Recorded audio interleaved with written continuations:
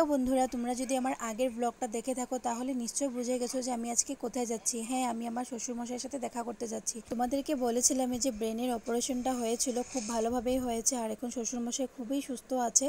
তো এতদিন যাওয়া আমাদের পক্ষে সম্ভব হয়নি বাচ্চা কাচ্চা নিয়ে, আর আমাদের ঘরের প্রত্যেকটা মানুষ মেডিকেলেই রয়েছে কয়দিন ধরে অপারেশনটা হওয়া পর্যন্ত। তো আজকে আমরা এসেই বের হলাম, দিদি আর জেম্মুর সাথে বের হয়েছি। তো পরিচয়টা করিয়ে দিই, দিদি আর জেম্মু বাবুর রিলেটিভ, আর একদিকে রিলেটিভ একদিকে খুব ভালো বেস্ট ফ্রেন্ডই বলতে পারো, যে সুখ দুঃখের সময় সাথে থাকা একটা বন্ধু আর কি। তো মেডিকেল যাওয়ার আগে দিদি ফাঁকি দিয়ে আমাদেরকে নিয়ে গেছে দিদির বাপের বাড়িতে, যেখানে আমরা কখনোও যাইনি, মানে আমি যাইনি। দিদি আগে থেকে বলাতে ওরা রান্না টান্না করে রেখে দিয়েছে। আর দিদির মা হলো বৈষ্ণব, বৈষ্ণবদের হাতে রান্না খাওয়াটাও আমাদের একটা ভাগ্যের ব্যাপার। তো সে খাওয়া দাওয়া শেষ করলাম। আমার আসতে হবে না, তুমি বসো, বিছানাতে বসো। আমরা দেখতে যাচ্ছি এখন বাবুর মামার বাড়ি। এটা ভাড়া রুম, এটাও ভাড়া রুম, আগেরগুলা এটাও ভাড়া রুম, ওইটা ভাড়া, ওইদিকে সব ভাড়া না। তো এখানে ঘুরে গেলাম, এবার যাবো হলো হসপিটালে বাবুর সাথে দেখা করতে। এখানে খাওয়া দাওয়া সব কিছু হয়ে গেছে। শ্বশুরমশাইয়ের অপারেশনটা হয়েছিল ডিব্রুগড় ব্রহ্মপুত্র মেডিকেলে, অরূপ বরপূজারি ডক্টরে করেছিল। তোমাদের যদি কিছু হেল্পের দরকার হয় তাহলে আমাকে কমেন্টে জানিও, আমি নাম্বার টাম্বার সব কিছু দিয়ে দেবো। অনেক ভালো ডক্টর, আর শ্বশুরমশাই এখন খুবই ভালো আছে। এই মেডিকেলের ভিতরে আমরা প্রবেশ করলাম, বাবু ভিতরেই আছে, দেখো সবাই এখানে বসে আছে। তো চলো বাবুর সাথে একটু দেখা করে নিই।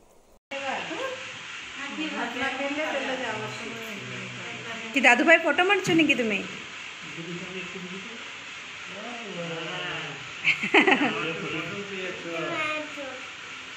দাদু ভাই ফটো, আমার ফটোটা কেমন লাগছে দেখি। তুই বাবুর একটা ফটো মারতে লাগবো না, এত জুয়ান লাগতেছে।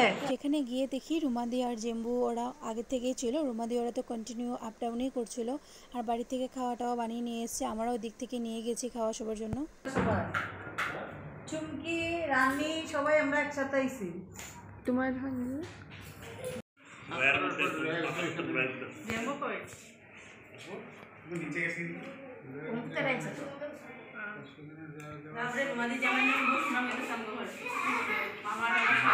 এই হলো জেম্বু, যেটা বাবুর বেস্ট ফ্রেন্ড। আর বাবু এই জেম্বুর সাথে অনেক সুখে দুঃখের আলাপ করতো। বাবু এখন জেম্বুকে দেখে অঝরে কেঁদে কেঁদে চলছে যে কি হয়ে গেছে, আমার কি ছিল, কারণ কি বাবুর কিছুই মনে নেই। অপারেশনটা করার পরে বাবুর হোস্টটা এসছে। তো দেখলেই তোমরা বাবু ভালো আছে, আর একটুক্ষণ পরে আমরা বাড়ি চলে যাব এখান থেকে। দেখে মনটা শান্তি লাগলো, যতটা ফোনে শুনেছিলাম এখন দেখে ভালো লেগেছে যে কথাবার্তাগুলো আগে যখন উল্টাপুল্টা বলতো এখন সব ঠিকই আছে।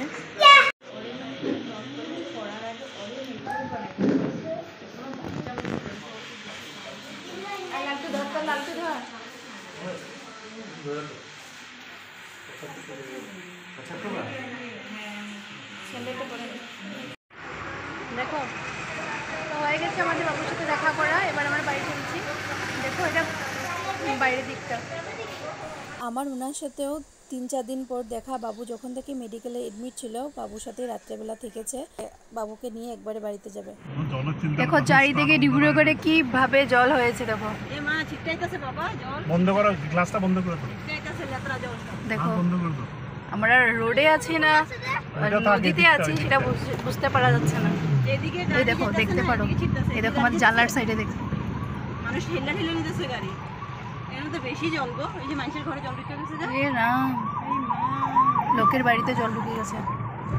আর এই দেখো অবস্থা, একটা টমটম তো মানে পড়ে যাচ্ছিল, আমরা দেখেছি যে এই জলের জন্য যে জায়গাটা ধরো গর্ত আছে সেটাও দেখা যাচ্ছে না, এতটা জল হয়েছে এখানে।